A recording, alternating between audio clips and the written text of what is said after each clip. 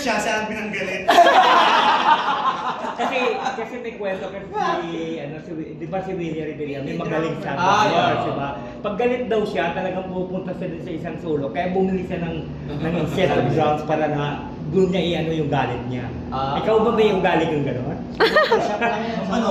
Kasama ko yung ex ko nun. True story. Kasama ko siya, sa Cebu to eh. Nag-away kami.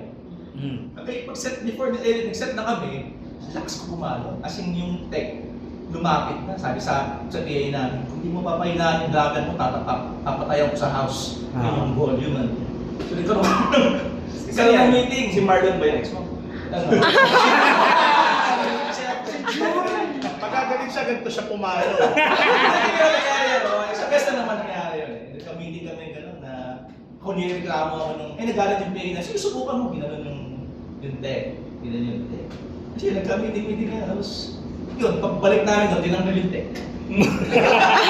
Kasalanan mo doon. Hindi kasi, diba, ibang marami siyang, hindi lang sa amin, sa ibang banda marami din siyang reklamo sa kanya. So, tinanggal siya. Ito fun question lang to kasi kanina natin. Kailangan natin lang maglagay ng fun. Ito yung para sa kung sakaling may matatrap ka sa isla, tapos isang inner voices member na lang gusto mong kasama. Ay,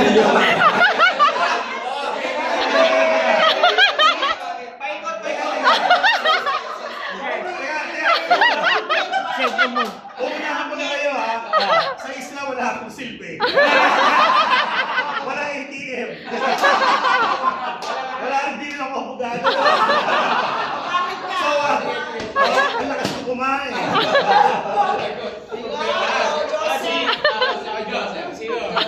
Bakit si attorney? Hindi pwedeng isa, sasama ko sila lahat. Sama-sama Sama lahat. Bawal isa lang. Walang iwanan. Parang naman yung iwanan. Si attorney, ano sagot niya? Kasi I want to be with, matapang yan. So pag may katutubo na, parang ikaw. Multo ka bahala. Oo, pero pagka mga tribo, pare harapin mo.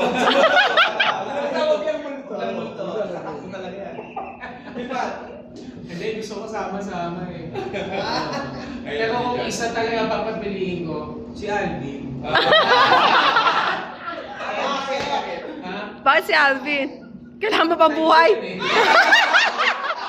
Yun nga. Ay, wala magkakabukin. Last na, kay Sir Rene. Running joke lang natin palagi yung pressure sa pagkanta. How do you, with that? Kasi lahat sila marunong kumanta.